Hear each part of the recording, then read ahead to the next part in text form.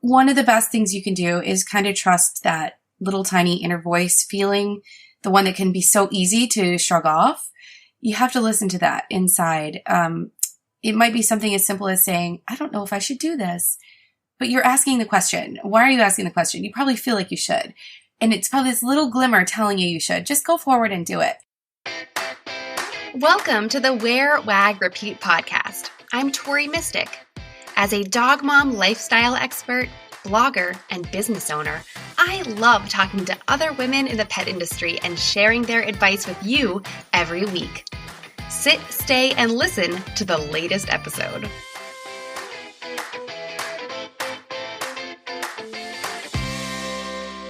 In this episode, I have the pleasure of chatting with another sustainable pet business owner.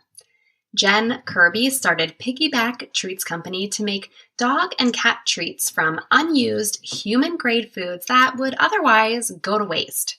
She got the idea about 8 years ago when she saw barrels full of salmon skins at a fish cleaning shop and found out that they were just going to throw them away.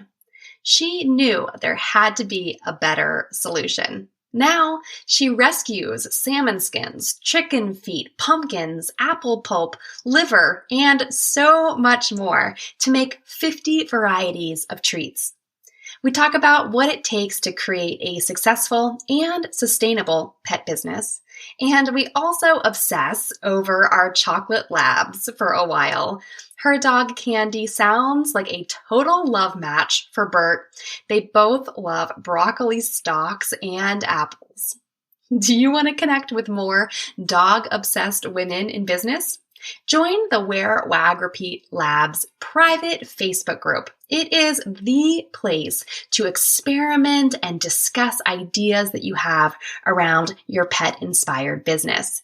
Just go to Facebook and search for Wear, Wag, Repeat Labs and request to join the group today. We have hundreds of women in there who would love to help you work out the ideas that you have for your own business.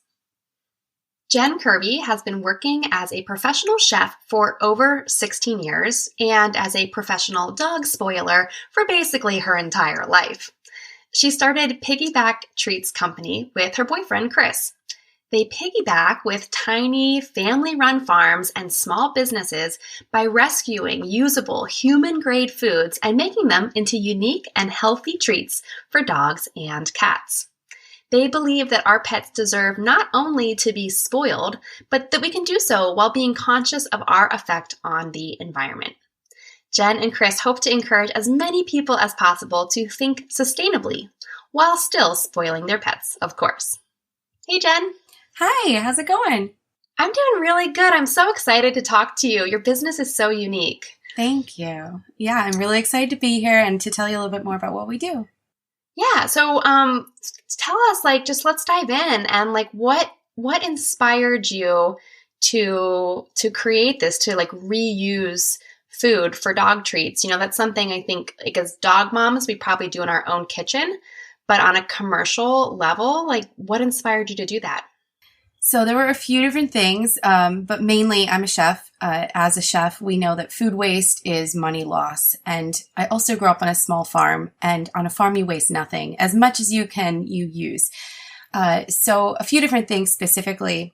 One, I have my dog baby, my 10-year-old chocolate lab Candy, and it was her second birthday. I was making treats for her friends for her birthday party.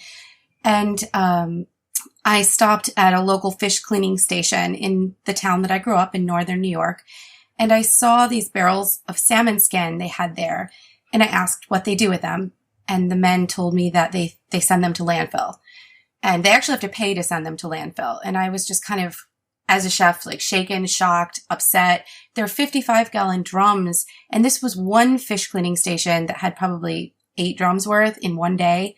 And this salmon season happens every fall for about 6 weeks. There are so many fish cleaning stations in town. So my mind automatically said wow, how wasteful is that?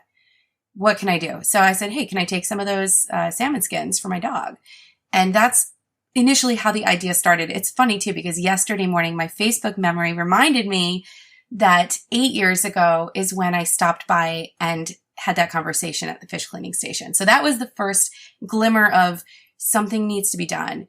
Is there more out there in quantity? What can I do? And that's how I started forming the business plan, because of our salmon skin. That's such an amazing, what a great story. Like, that is such a nicely packaged kind of like aha moment of seeing these big drums. Did these guys think that you were totally crazy? They definitely thought I was a little crazy. I mean, these are men in the middle of the country who their dogs live outside, in a barn or maybe just in the backyard. So someone taking something and making some kind of special treats, they probably still roll their eyes at me, but they're great. They're nice guys. They see that I'm serious about it after so many years. And, yeah, I mean, probably quite a few people in the country think that I'm a little nuts.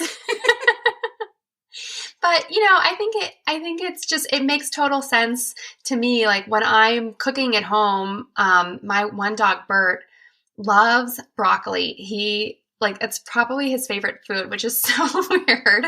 And when I'm cooking it, the end of the stalk, I like the stalks, but I don't really eat the end of it. And I cut it into little treats and I keep it in the fridge for him to have his little broccoli snacks.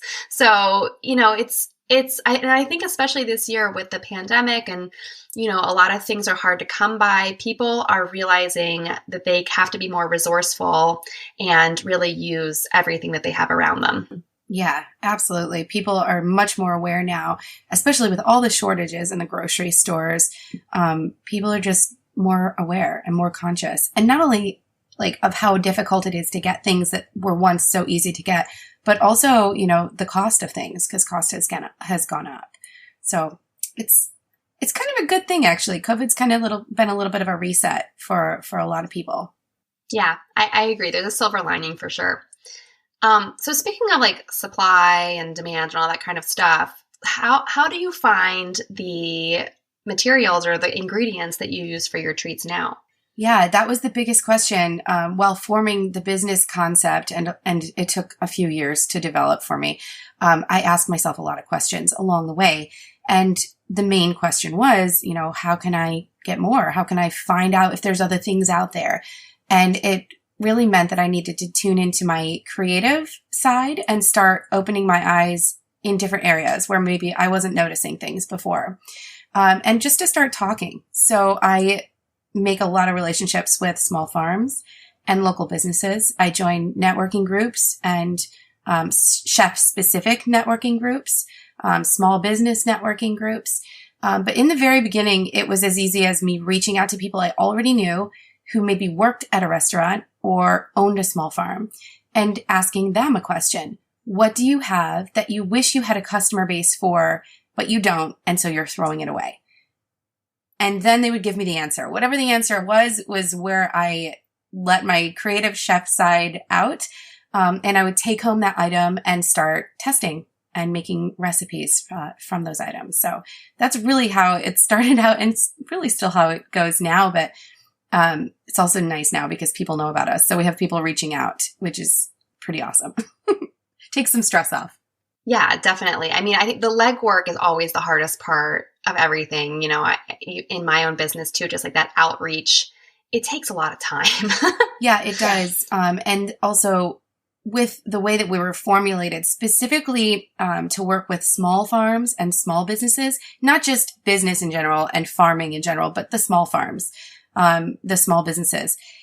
And I knew this early on, designing the business plan, but what it means for us is that we're going to kind of have to go a little bit out of our way. We're going to have to do more legwork than your traditional pet treat makers, where they will go to a supply store, a restaurant supply store, and pick up cases of things. Instead of doing one easy trip in a couple hours, we take multiple trips. Like yesterday, I took a 2-hour trip to a small farm and I bought chicken feet from him. He is trying to make as much money he can doing what he does. He doesn't want any of the animal to go to waste. So I buy the feet and I'll buy the liver and I'll buy the hearts. And we're developing some new treats with that now. But what it means is I have to go to a lot of small farms to get enough quantity to make what we make, versus going to one outlet. And that's okay. I love it. It means relationships, and I love having relationships with people. Yeah, well, and you really have to have those relationships because I would imagine a lot of these places that you work with, you can't just like Google it. It's like you really need to have relationships and get those referrals from people. Absolutely. Actually, it's funny you said that. I kind of forgot what I did in the very beginning. Of course, I asked my friends and family, but I actually would go onto Craigslist or now they have the Facebook marketplace, but I would just type into the search bar, meat. and whatever would come up, it would be some small little farm, like, butchering 5 cows, like if you want to buy a half a cow. So I had this big email I would like copy and paste and send to people I didn't know. And most of the time, probably 90% of the time, I would get no response because it probably sounded scammy. Like, I want to buy what nobody else is buying from you. But then once in a while, a farmer would send me back a message and say, oh, really? Like, I've got 50 beef hearts that have just been stockpiling up in my freezer. I hate to throw them away. I've been waiting for someone to want to buy them. That's the customer we're looking for, or that's the farm that we're looking for, so we can be their customer. Yeah, that's really awesome. And just not only are you, creating things that are sustainable and utilizing everything that you can and kind of being eco-friendly in that way, but supporting these like really small operations that I'm sure your purchase from them really does make an impact. Oh, it's awesome. Like writing a check for $300 or $500, or we just bought our biggest batch ever, which was like $2,000. It feels awesome because these are families running their small farm or running their small business. And I know that that money is going to something beneficial because I'm running my own business. I know that every cent is put into something important, and they're doing the very same. Not only that, but when we work with these small farms, I get to see how the animals are raised. Yeah. I know that they're in a healthy, clean environment, that they're enjoying the outdoors. They're not just kept in pens. So it's really great. It's so fulfilling. That is really just so amazing. Although I love what I do, it would be nice to spend less time working and more time with my dogs. Don't you agree? I always felt like if I could just get my website traffic up, it would open so many doors for me and my business. I used to spend hours posting my links all over the place. Until last year, when I immersed myself in Pinterest and tried all kinds of strategies to grow the traffic I was already getting from my pins. And guess what? In about a year, I was able to grow my site traffic from Pinterest 25 times.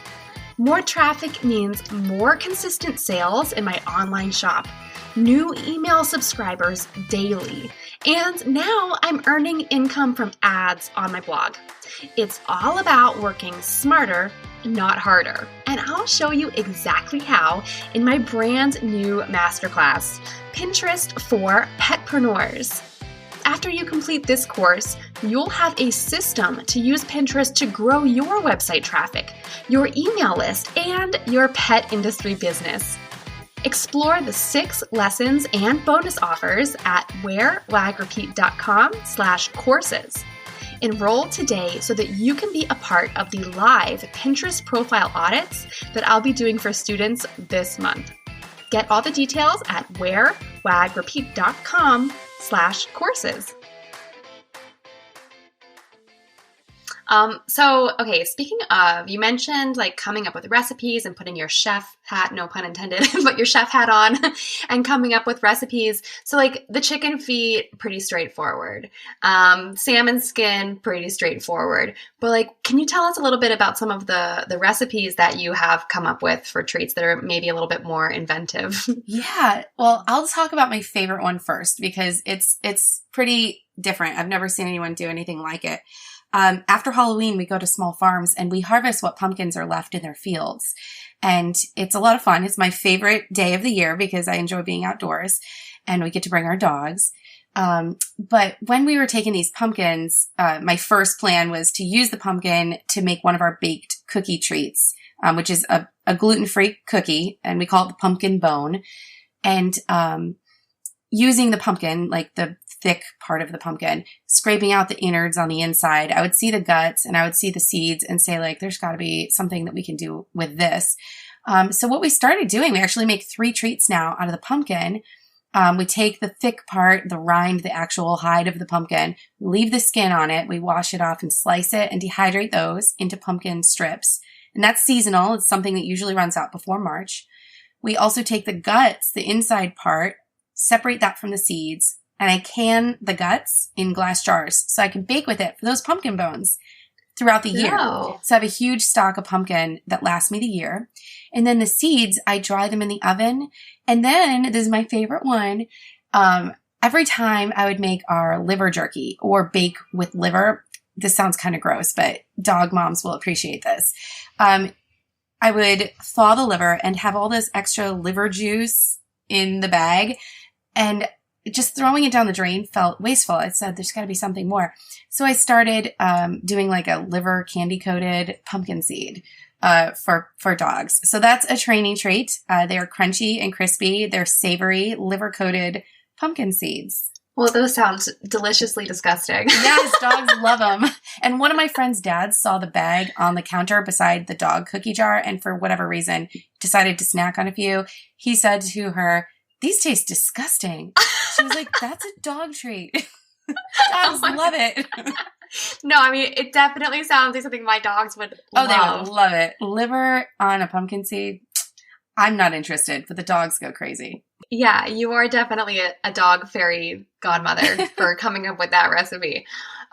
So, okay, you mentioned that you have a chocolate lab. I have two chocolate labs, a major chocolate lab lover, and I know that they will eat anything and everything. They're excellent taste testers because they're very enthusiastic about eating. So tell me about Candy, your dog, and your other dog that you have now, and how you incorporate them into your business. Yeah. Okay. So Candy is 10 years old. She's the chocolate lab on our logo. And then sitting on her back on our logo is my sister's little dog, Darwin, and he's a rat terrier chihuahua mix. For those who haven't seen the logo, go take a look. It's cute. Darwin is sitting on Candy's back. It's based on a real photo. They actually do a trick called Piggyback, where Darwin jumps up and sits on Candy's back. And they absolutely were the inspiration for the name. So Darwin is also a taste tester, but then I have my other dog, which came to me with my boyfriend, Atlas, and he is a 10-year-old Rottweiler. So Candy and Atlas are very adventurous eaters. They almost never turn something down, which isn't always the best. I need a picky dog once in a while. But Candy's most favorite thing is apples. She loves them. She was the inspiration for our cider beer bone. And that bone is a cookie. It's made with spent grains from local breweries and also fresh apples. And we either use fallen apples from orchards, apple pulp from juice bars, or we will be the ones to buy the apples that are wrinkly or bruised or just the seconds that don't look like they're worth it for humans to enjoy. So that's Candy's favorite bone. And then Atlas, we already talked about the chicken feet. He goes nuts over those. He loves them, but he also really likes the peanut butter beer bone. That is a favorite of his. But yeah, they're great. Taste testers through and through. You mentioned your dog loves the broccoli stalks. Candy loves them too. Like she loves them. And you said she loves apples. Mm-hmm. Burt, like I always joke around. I've always joked for years. I've had Burt for 2 years. He's a rescue. But I've had chocolate labs for like 16 years. And I always say you never know how much food is just in the street until you walk a chocolate lab. And Burt has given new meaning to that phrase because we walk around and he finds apples everywhere. I don't know who, like maybe kids like don't like them in their lunch and they just like throw them out in the gutter or in a bush or whatever. And Burt will go and find, like, I would think an apple that's like not peeled doesn't really smell like anything. Yeah.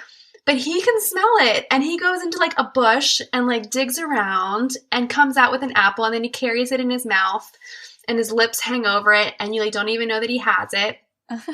It sounds like Burt and Candy, they would get into a lot of trouble together. They would, absolutely. He's right up Candy's alley. That is her kind of a buddy to have. It's funny. Yeah, you never know. It's funny. I never really thought about how much food is in the street, but yeah, we go to like the street festivals and fairs, and wherever the kettle corn guy is, like for a half a mile, either direction, there's like, it's all over the road. And we have in the town where I live, trolley tracks that run through the street, and all that kettle corn falls down in the trough. I swear Candy's tongue just stays in the trough the whole time we're walking so she can get all the kettle corn. She loves her sweets too. Yeah, there's something special about a chocolate lab. Yes, they are. Oh. So you've started this business. You've had it you came up with the idea like 8 years ago, and been in business for, around the same amount of time. Do you have any advice for people who are interested in working with their dogs, or maybe they've just started something? What kind of advice would you give to someone who's just starting in this area? Yeah. So it took me a lot of years to develop the business. I officially launched it 3 years ago this fall. Though for several years before that, I was selling dog treats using the concept under one of my other businesses' names till I realized they should be separated out. One of the best things you can do is kind of trust that little tiny inner voice feeling, the one that can be so easy to shrug off. You have to listen to that inside. It might be something as simple as saying, I don't know if I should do this, but you're asking the question. Why are you asking the question? You probably feel like you should. And it's probably this little glimmer telling you should. Just go forward and do it. Advice along the way, come to terms with the fact that there's going to be things you don't know. Know that up front. Be ready to hurdle it. If you let anything you don't know slow you down, or if you let it scare you, it will slow you down. And you're just going to be more likely to give up on this flicker of dream that you have. So come to terms with the fact that there's going to be a roadblock. Get ready to hurdle it no matter what it is. Just face it. And then follow your heart along the way. I did not study business. I didn't study sustainability. I'm a pastry chef. I studied pastry arts. And 10 years ago, before I had this business, I never would have believed that I would be doing this right now. But I knew I wanted to have a business. So let it guide you. Yeah, I think it's really interesting. I also never could have told you that this is what I would be doing. But it's just, there are so many unknowns. And as you figure things out, you just have to kind of look for the arrows and see where they're pointing you and keep going. I always tell people, like, if you've started, you're way ahead of everybody else. A lot of people have ideas and they never start. And if you just stick with it, then you're like miles ahead of everyone else. So, it's not that complicated. That's just kind of the key. Absolutely the key. And you're right. It's not complicated, but when you're in that moment, that one moment right before the hurdle, it's really easy to just say, okay, I'm just not going to. That's your moment. So take it, jump, go do it, and you'll be okay. You're going to come out the other end more knowledgeable, more prepared for the next one. And to be quite honest, fearless, you're going to be ready to go. So it takes a little while. The first 8 months are very scary. First year, when it's over, you're going to be like, I made it. I still have a house. My dogs ate food the whole time. You might jump down to eating dollar store food, but it's okay. The dogs will always have high quality food, but you'll be on the ramen. Always. That is exactly what we did for the first solid year into year and a half of the business. Can't tell you how much ramen. It was awful. Yeah. Well, so now your business is growing, and you've learned a lot of lessons and you've implemented them. And as Piggyback Treats grows, how do you kind of see yourself staying sustainable? Because I think, it's easy to be agile when you're small, but as your business grows, you want to cut costs and do this and do that. How do you stay sustainable as you grow? Yeah. So sustainability obviously is one of our main pillars for our business. 3 main pillars, actually. Reduce food waste, support local economy, and then also provide a unique and fulfilling experience. And that can be for customers, for people who work with us, and for business partners that we piggyback with. So when we're building every step of the business, we have to make sure that we're going back to our roots and making sure that this is sustainable. We have the ability to make every part of our business sustainable because we're building the business right now. So this is great. In the beginning, while formulating this concept, I knew we were going to spend more on packaging. Our packaging is 100% backyard compostable. It breaks down in 6 weeks. It's gone, all of it, the labeling and everything. And it costs more, but it doesn't cost more to me because this is how it started for me. Our shipping materials, we use secondhand boxes, packaging. I have bins, huge bins where I just put boxes, the bubble mailers, like anything shipping related. And this is something we can expand on as we grow as well. So at the moment, you're viewing me in my home. This used to be a living room, but you can't see the other side. It's just shelving and shelving of product, which is amazing. But as we grow, we're going to replicate what we're doing here on a small scale in other areas around the country. So instead of having one giant facility somewhere, and I hate the word facility, we'll have many small kitchens where real chefs are preparing food by hand packaging in compostable bags. We're working with the local small farms, the local small businesses, which will enable us to keep it sustainable. And then, of course, I've got to figure out, I haven't gone there yet, but this is one of the hurdles. How can we logistically set up delivery so that it's coming from the kitchen closest to the customer? How can we set it up so that, because our main sales are online, by the way. How can we set it up so that regional specialty items, like in New York, we have the salmon skin. Maybe when we're on the West Coast, we have something completely different. How can we get that item shipped to someone on the East Coast with their order without sending a heavy package? Maybe we just send that one item separately. Lots of logistical things, but the key is to keep it small even as we grow. Yeah. That's really cool. I love you've painted such a beautiful picture of like where you see your company going. And I'm just like, I have like a mental picture of your like little kitchens with your like really like cool apron on and everybody all over the country making these like salmon skins and chicken feet. So, Jen, tell us where people, because I know everyone's going to want to check you out now. Where can they find you online? So piggybackTreats.com, that's our website. We do have a huge variety of goodies. We actually make over 50 different items and sell them. So not only edible items, but we also have pet care and toys. Toys are all sustainable and 100% rescue material as well. So piggybacktreats.com. We're on Instagram, Facebook, and Twitter, and Facebook and Instagram at Piggyback Treats Company. And then on Twitter, it's at Piggyback Treats.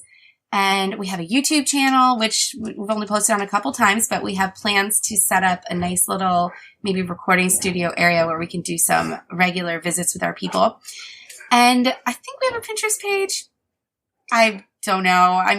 I wish I had more time to figure these things out. That's okay. There's plenty of, you're in all the places that people need you to be. And most importantly, to check out your website, piggybacktreats.com. I'm going to go check it out. And since I know that Candy and Burt have the same taste, I'm going to stock up on some deliciously disgusting goodies for Burt. The cider beer bones, he needs to get some of those. Obviously, the salmon skins it's our number one seller. So he should try those out. And then a few other things too. But I do have a coupon code if anyone wants to make a purchase online. If they use code WWR10, so WWR10, they'll get $10 off any purchase over $60, and it'll give them free shipping. Oh, wow. That's very generous. Thank you. It's a great deal. It's our best coupon, and it's going to be available for the rest of the year. Oh, awesome. Thank you so much for setting that up, and thanks for being on the show. Yeah, I'm so happy to be here. Thank you for having me. What did you like most about this episode? Find me on Instagram at TMystic and let me know what intrigued you or what questions you have about starting or growing your own dog-inspired business. You can also screenshot this episode and tag me in your stories. I love to see who is listening out there. Some of the best conversations happen after the episode, right? So track me down over on Instagram or join the Wear, Wag, Repeat Labs Facebook group to connect with other dog-obsessed entrepreneurs. And as always, you can find all the links and resources discussed in this episode at wearwagrepeat.com/podcast. See you back here next week.